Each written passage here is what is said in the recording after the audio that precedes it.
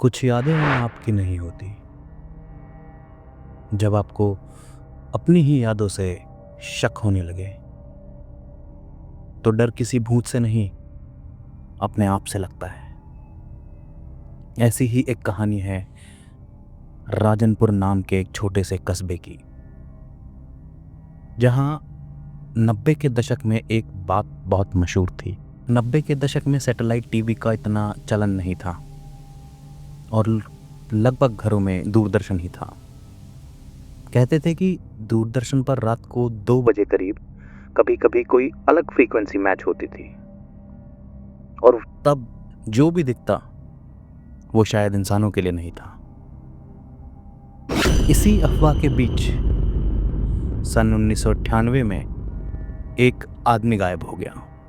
उसका नाम था रघुवीर पटेल। उसके घर सिर्फ एक चीज मिली थी, एक VHS टेप जिस पर लिखा था डोंट वॉच अलोन।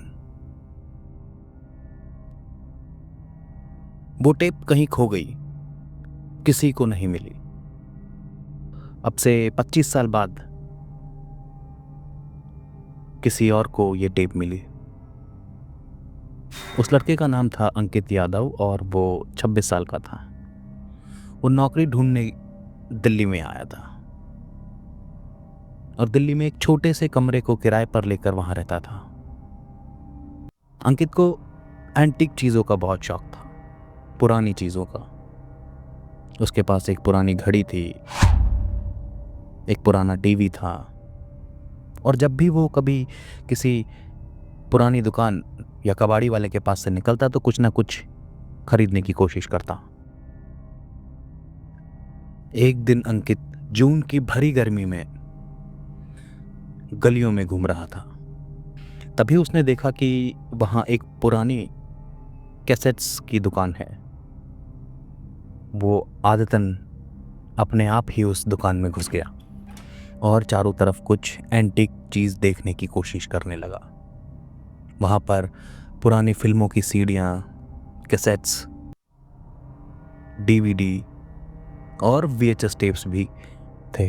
उसके पास एक पुराना VCR तो था। उसने दुकानदार को कहा कि वो बल्क में उसे कुछ कैसेट्स दे दे। दुकानदार मान गया और उसने कुछ किलो के हिसाब से 2 किलो VHS टेप ले लिए और वो घर आ गया। घर आकर उसने थोड़ा आराम किया और उसने सोचा कि रात को इत्मीनान से वो फिल्में देखेगा। शाम हो गई थी और वो अपने घर पर ही था। वो अकेले रहता था तो उसने अपना खाना बनाया और उसने सोचा कि वो टीवी देखते देखते खाना खाएगा। उसे याद था कि वो आज कुछ कैसेट्स लाया है। उसने अपना पुराना टीवी सेटअप किया, VCR मशीन लगाई और उसमें एक एक करके वो कैसेट्स डालने लगा। बहुत सी पिक्चरें उसकी देखी हुई थी। फिर उसके हाथ में एक टेप आई। उसने उस टेप को VCR में डाला। कुछ 4-5 सेकंड के लिए VCR रुक गया, जैसे वो इस टेप को प्ले नहीं करना चाहता हो। फिर VCR ने हार मान ली और टेप चलने लगी। उसका पहला फ्रेम पूरा काला था, जैसे कैमरा कहीं बंद कमरे में रखा हो।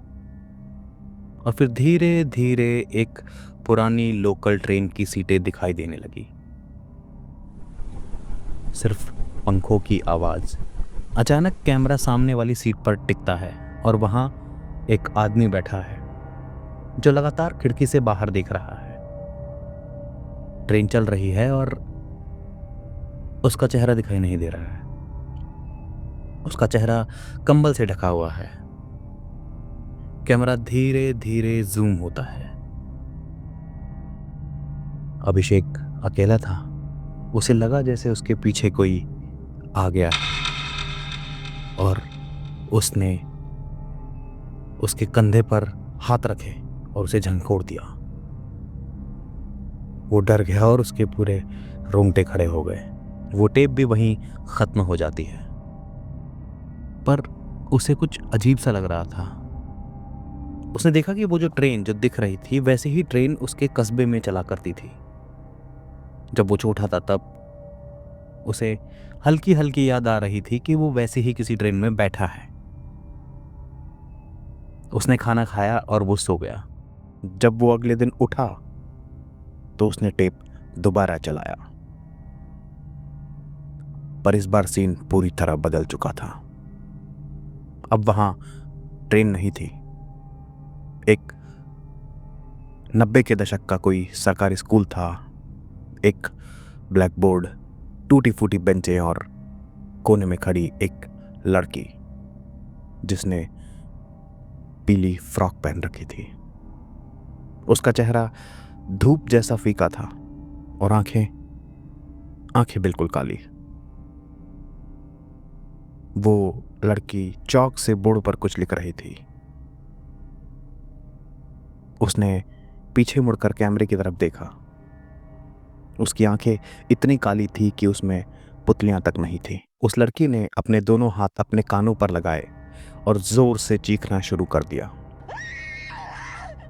टेप म्यूट पर था, लेकिन अंकित अपनी कानों में वो आवाज महसूस कर सकता था। कमरे का तापमान एकदम से गिरने लगा। उसके फोन का नेटवर्क अपने आप गायब हो गया और टीवी के नीचे से एक बच्चे के पैरों के निशान उभर आए और वो धीरे धीरे धूल बनते हुए उड़ गए। समझ गया था कि ये टेप किसी के देखने के लिए नहीं बनी है। ये वो चीजें थी जो इंसान मरने से पहले देखता है। स्कूल की वो लड़की, ट्रेन का वो आदमी, सबके चेहरों से पहले टेप कट जाती है, जैसे मरने का लम्हा रिकॉर्ड ना हो सके। अंकित एक होशियार लड़का था। वो अगले दिन से ही रिसर्च में लग गया। उसने इंटरनेट पर देखा कि वो ट्रेन हादसा 1988 में हुआ था। स्कूल में आग 1998 में लगी।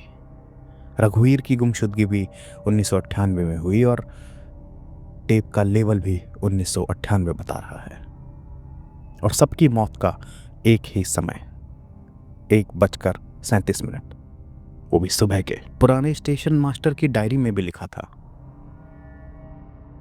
1:37 कोई समय नहीं, ये वो मिनट है जो मृतक की आत्मा शरीर छोड़ने से पहले दुनिया को एक आखिरी बार देखती है।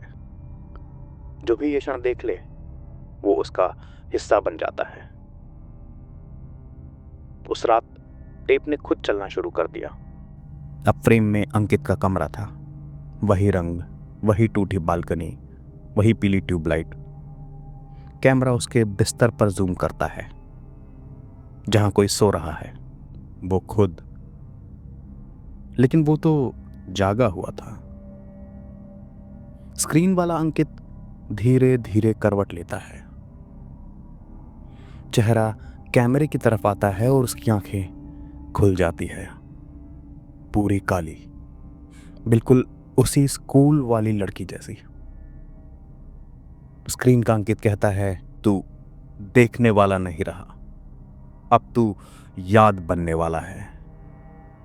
अंकित पीछे हटता है। कमरे में ठंड बढ़ती चली जाती है, जैसे कि किसी ने बड़े फ्रिज का फ्रीजर खोल दिया हो।